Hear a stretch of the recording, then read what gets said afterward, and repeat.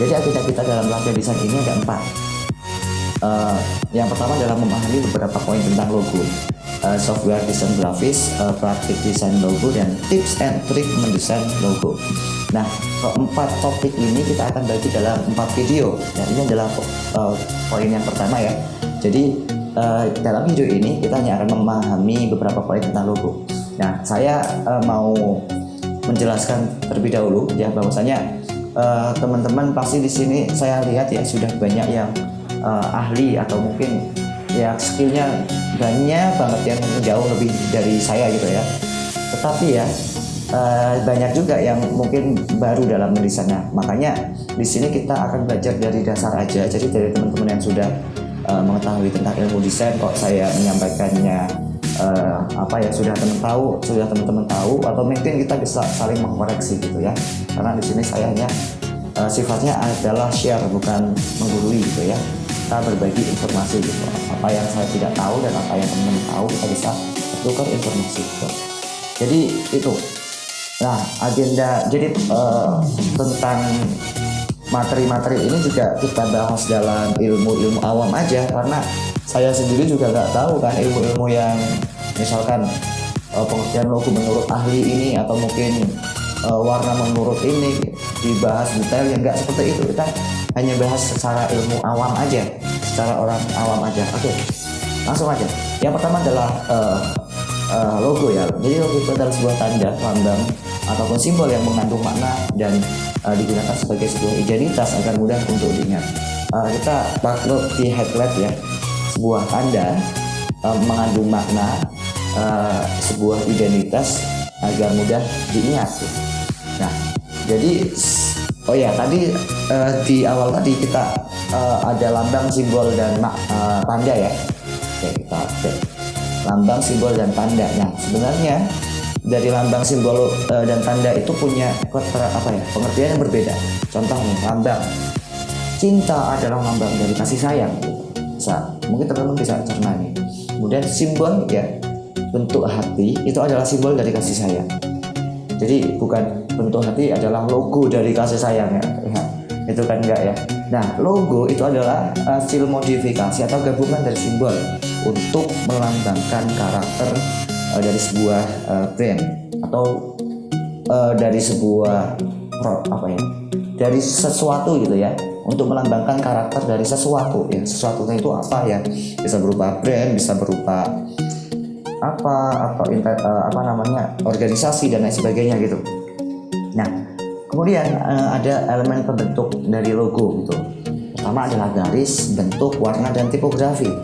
Nah, garis itu sebenarnya punya makna teman-teman. Jadi kalau teman-teman buat logo, kita harus memikirkan makna apa yang akan kita angkat dalam logo itu, yang pastinya merepresentasikan sesuatu itu ya. Sesuatu yang tadi saya bilang itu bisa brand atau organisasi dan lain sebagainya itu. Itu harus mencerminkan makna dari apa yang akan kita representasikan. Nah, garis itu ya, garis punya makna nih. Teman-teman bisa searching di Google ya, kalau mau nyari makna apa gitu sebelum berkarya membuat logo. Jadi kalau menjelaskan itu nanti keren gitu. Logo ini, makna ini, jadi maknanya banyak, menggambar, nggak sekedar menggambar tapi semuanya ada makna gitu. Itu logo yang yang keren sih. Jadi nggak cuma tampilannya aja yang bagus, tapi punya yang kesan yang mendalam. Oke, garis horizontal. Kalau teman-teman belum tahu garis horizontal itu yang garis datar ya. Garis horizontal dan bermakna memberi sugesti ketenangan atau hal yang tak bergerak. Sementara garis vertikal atau garis yang berdiri seperti ini mempunyai makna stabilitas, kekuatan, atau kemegahan. Kemudian garis diagonal itu berarti tidak stabil, sesuatu yang bergerak atau mempunyai dinamis ya. Kemudian garis lengkung yang berbelok berarti grace atau keanggunan ya. Atau mungkin makna-makna lain mungkin pasti teman-teman tahu gitu. Kalau searching di internet itu pasti banyak selain ini ya. Garis zigzag, garis coretan, kuas, dan sebagainya. Kemudian bentuk juga punya makna. Contohnya nih, mungkin teman-teman sudah familiar dengan misalkan logo dilindungi dengan lingkaran ini ya. Nah, Lingkaran itu punya makna melindungi atau mungkin punya makna dinamis karena dia berbentuk roda ya, atau lingkaran seperti itu mudah bergerak. Atau mungkin segi empat punya makna keseimbangan, punya makna adil karena sisi yang sama gitu.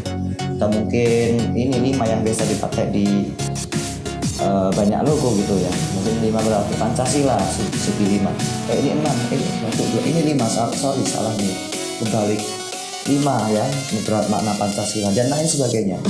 Dan yang di sini yang masuk bentuk di sini itu bukan berarti logo bentuknya seperti ini, tapi bisa dari gabungan dari beberapa bentuk ini gitu. Misalkan di sini nanti ada permisalannya ya, jadi ada logo berupa gabungan dari beberapa bentuk, jadi bukan satu ini. Nah, kemudian mengenai warna di sini ada beberapa teknik komposisi warna yang mungkin di sini saya hanya menampilkan 3 aja ya. Sebenarnya ada lagi, ada 2 atau 3 ya sekitar itulah. Adalah selain ini ada. Pertama adalah ini, ada lingkaran seperti ini. Ini sebenarnya teori warna ya, berdasarkan lingkaran Brewster, namanya Brewster, bisa Brewster gitu. Jadi ini menurut Brewster. Jadi kenapa ini saya tampilkan? Affinity designer nanti akan menggunakan konsep ini. Jadi pewarnaannya dengan lingkaran Brewster ini. Kemudian teman-teman pasti juga sudah tahu mengenai CYMK ya. CYMK mungkin ini sering kita dengar di printer ya.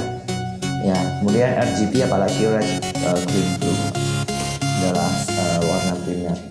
Nah, maksud tentang warna di sini mungkin teman-teman yang baru belajar desain belum tahu mengenai tentang palet warna. Nah, palet warna itu merupakan suatu warna yang menggambarkan suatu objek tertentu. Contoh di sini saya ambil warna dan saya ambil objek sebuah laut, ada sunsetnya, langit yang biru dan lain sebagainya. Nah, dari gambar ini palet warnanya adalah ini, warna-warna ini. Nah, mungkin untuk logo ini tidak terlalu banyak dipakai ya, mungkin sering dipakai ketika teman-teman mengilustrasikan sebuah objek. Contoh daun, teman-teman buat daun, bingung daun itu komposisi warnanya itu apa aja. Kalau saya milih secara asal dari diagram warna, nanti takutnya jelek atau terlalu kontras, nggak enak dilihat. Nah, palet warna ini bisa digunakan untuk itu ya. Jadi ini bisa search di Google nantinya. Kita misalkan mau C gitu ya, tulis saja palet C, palet sunset, nanti akan muncul seperti ini. Nah, ini nanti akan kita gunakan sebagai referensi warna yang akan kita gunakan gitu. Nah, dalam logo ini bisa digunakan. Contoh di sini karena tampilannya laut, mungkin di situ ada sebuah pariwisata ya, pariwisata yang menawarkan keindahan laut, mau dibuat logo. Nah, logonya itu biar kelihatan keren atau mungkin biar kelihatan senada, maka dibuat dengan komposisi warna yang sesuai dengan karakter dari apa yang ingin digambarkan. Nah, tapi itu nggak ada sih, jarang, saya bilang jarang sih kalau di logo, cuman bisa juga digunakan bagi teman-teman yang mungkin ingin mengeksplorasi kaitan palet warna ini gitu ya. Searching aja, nanti di topik yang keempat yang titik and strict dalam mendesain, kita akan membahas beberapa kayak web ya, alamat web, atau mungkin caranya dapat palet warna, caranya dapat bentuk, atau mungkin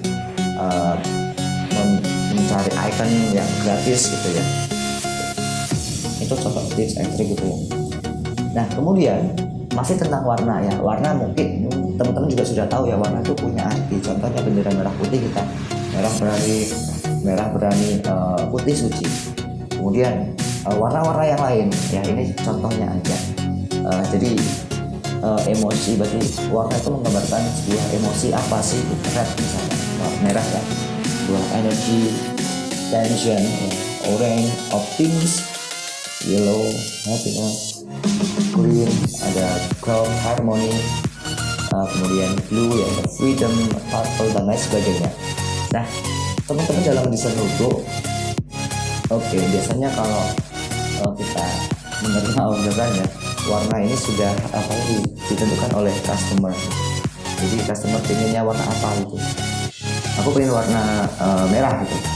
Nah, teman-teman mungkin merah itu ya identik dengan rumah makan atau sesuatu yang pedas gitu ya, contoh. Atau mungkin yang lain. Jadi kalau teman-teman punya misalkan orderan ya, selain based on atau berdasarkan dari request dari customer, teman-teman juga punya pendapat sendiri gitu. Jadi logo itu dibuat beberapa pilihan biasanya kalau kita mau membuka jasa desain ya. Logo itu dibuat beberapa pilihan gitu biar pelanggan atau customer itu bisa memilih tentang logo yang mana yang mereka sukai dan nantinya dipilih sebagai logo mereka gitu. Oke. Kemudian yang terakhir adalah, tadi ada 4 ya. Yang terakhir adalah tipografi. Teman-teman juga mungkin sering mendengar istilah ini, cuman mungkin belum tahu ya. Jadi tipografi itu kombinasi antara seni atau teknik ya untuk mengatur tulisan sehingga sebuah tulisan itu punya makna secara visual gitu. Nah, jadi kita membuat tulisan itu enggak sembarangan gitu, punya makna.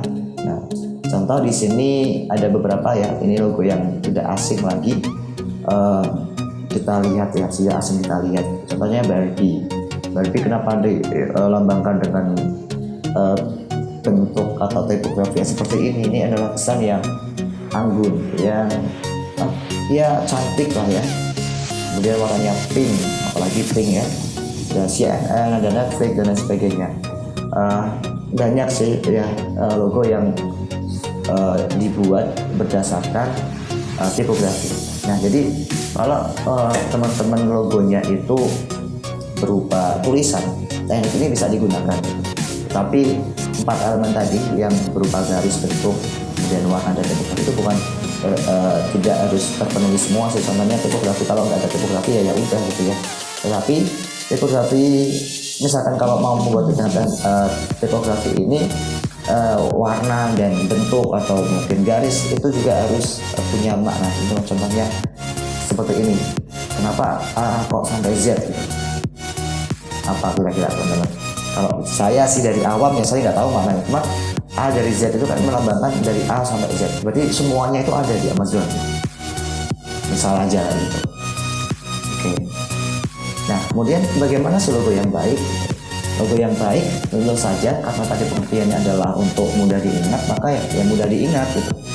Logo yang baik harus mudah diingat gitu, tidak jelimet, tidak rumit, tidak ya susah gitu. Kalau kita lihat sekilas kemudian lihat lagi ini apa ya, jadi nggak mudah diingat. Nah, contohnya di sini ada beberapa logo ya, ARON, ada gambar pesawatnya gitu ya, untuk memudah ingat, jadi simple gitu aja, nggak rumit.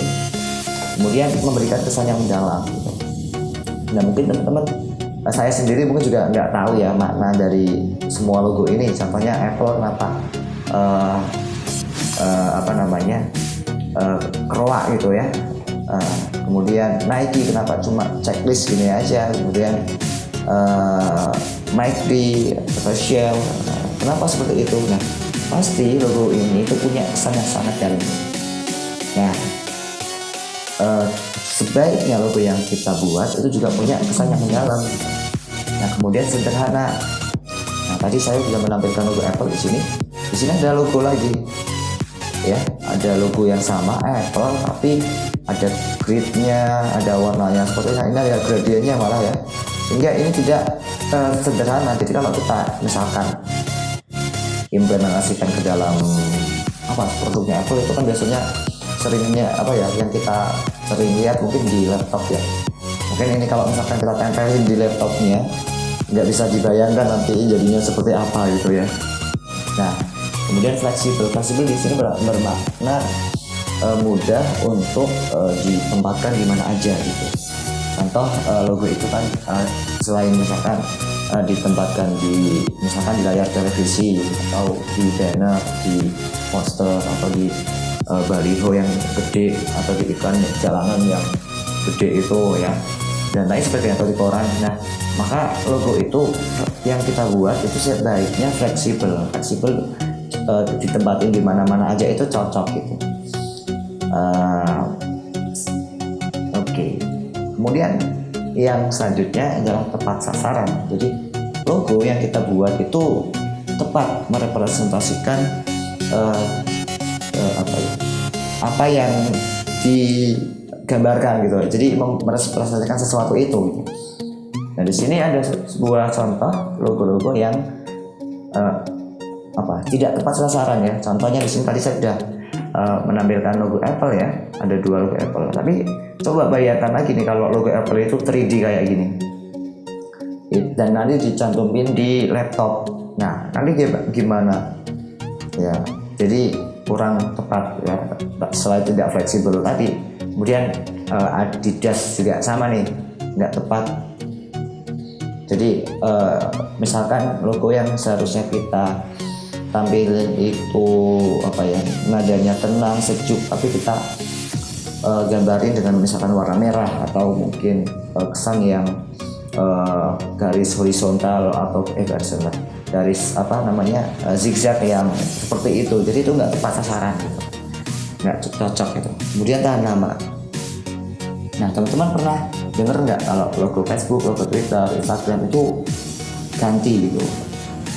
Sepertinya kalau saya sih belum dengar ya, tapi mungkin saya yang kudet gitu.